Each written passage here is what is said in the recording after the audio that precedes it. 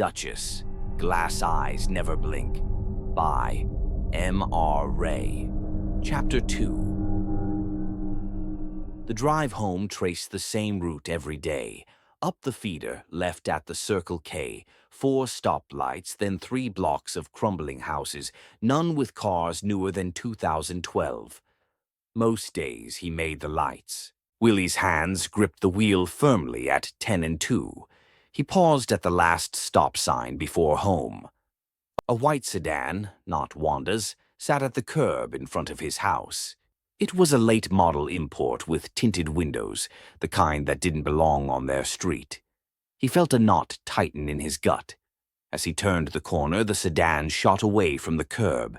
It didn't slow at the corner, just veered right and vanished from sight. Willy hit the brakes hard, his gaze fixed on the disappearing car, before easing into the driveway.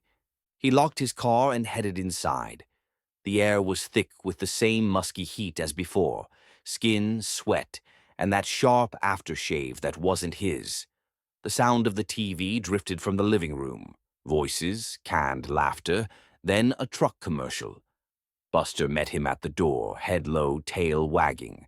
Slowly, Willy kneeled, pressing his palm to the dog's ribs. The heartbeat was steady, but the dog's eyes darted to the living room and back. Wanda called, "That you, honey?" He said yes, tossed his keys in the bowl, and slipped off his shoes. He didn't go to her right away. From the entry, he listened for footsteps or a voice. There was nothing, just another round of TV laughter. Willy entered the living room, casting a casual glance at the stuffed cat. It sat loafed on the mantel, paws tucked neat as ever, seeming to watch him come in. He found Wanda in the kitchen prepping dinner. She wore a loose gray t-shirt with a faded logo and leggings, the knees of which were worn through. Her hair was up, roots showing. A glass of wine rested on the counter, half full. "Hey," she said, not turning. "Hey." He hovered in the doorway, watching the muscle in her arm tense as she stirred. The light above her flickered, then steadied. He opened the fridge and found only beer, off-brand cola, and a jug of orange juice with a skin on top. He grabbed a beer, closed it, and twisted it open, tossing the cap into the trash can. "What's for dinner?" he asked. "Chicken. The frozen kind. I'm doctoring it up." He watched her for a while, then leaned against the counter.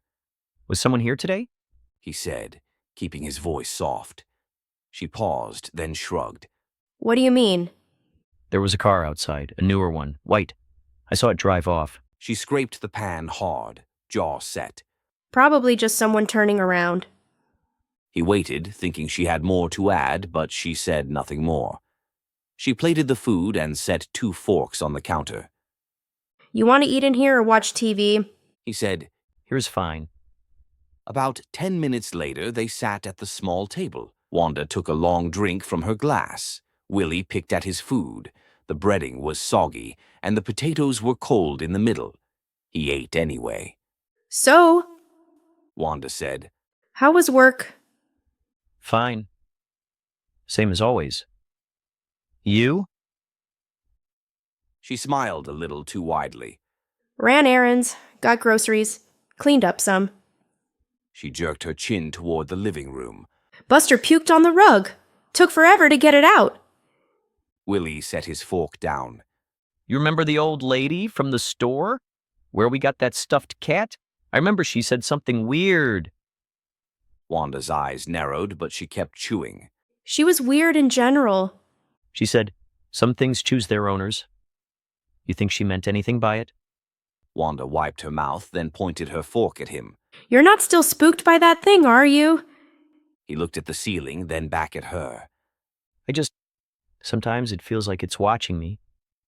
She laughed. "It's not even real. Get over it." He wanted to press, but she had that wall up again. He ate in silence, counting each bite. Wanda poured herself another glass of juice, then helped herself with seconds. Willy took a breath. "You sure nobody was here?" She set her fork down. "If you're going to accuse me, just do it."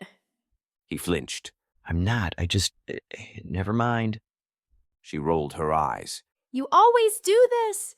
Get weird and then clam up. He wanted to say more, but the words died. He grabbed his beer, drained it, and stared at the table. Wanda scraped her plate, then stood. She rinsed the dishes, her back turned to him. The hum of the dishwasher filled the silence. He was about to get up when Wanda said, I have some news.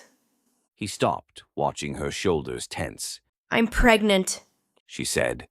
For a second, he thought he'd misheard. He blinked, then blinked again. What? You're pregnant? Wanda turned, leaning on the counter.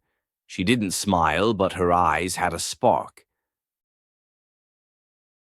6 weeks. Found out today. He tried to do the math. 6 weeks. They'd barely touched since moving in.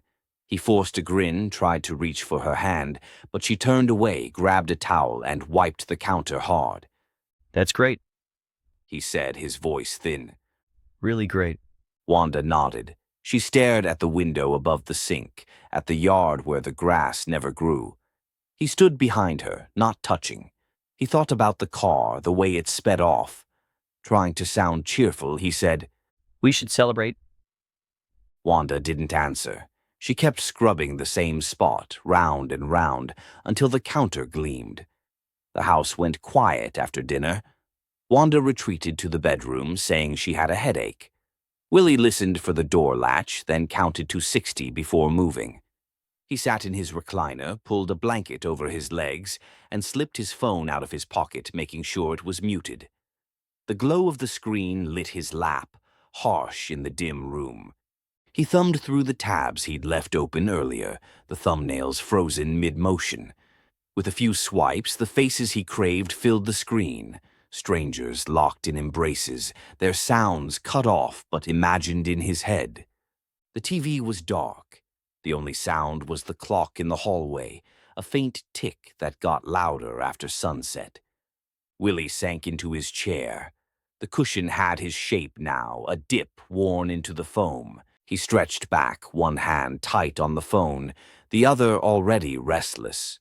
The first rush was always the best, fast, sharp, numbing. He scrolled, chasing it again. He tried not to look at the mantel, but it pulled at him. The cat sat in its spot, glass eyes catching the lamplight. For a second he thought the head tilted toward him, just a little. Blinking. Everything returned to normal. He forced himself to keep scrolling. He listened for any signs Wanda might be coming back. The thrill of being caught heightened his excitement. His hand trembled. Something bothered him. It had been 9 weeks since the last time he and Wanda were intimate. The night they signed the mortgage papers, drank the cheap champagne, and slept under a blanket on the living room floor. If she were 6 weeks along, that didn't add up. He hesitated, unsure whether to trust his own suspicions as they snaked around his thoughts. Out of the silence, a voice cut in, uninvited and haunting. It whispered with a low, taunting tone, echoing in the corners of his mind. You fool. The baby's not yours. The voice seemed to carry a weight, its origins unclear, perhaps a manifestation of his deep fears, or something more. Each word clung to him, sending a chill along his spine. A sharp prick of doubt settled in his chest, embedding itself like a thorn and leaving him to wrestle with the unsettling notion that refused to fade away. Buster walked in, nails clicking on the floor. The dog sat at Willy's feet, body rigid. His head was low and his eyes fixed on the mantel. A low sound came from the dog, not quite a growl, more like a warning. Willy reached down, stroking the old boy's head. The dog didn't relax. The sound kept up, soft and steady. He looked at the cat again. Was the tail raised before? Was the paw moved just an inch? He couldn't be sure. It was a trick of the light, a problem with his eyes, he told himself. Then he picked up his phone again, thumb hovering.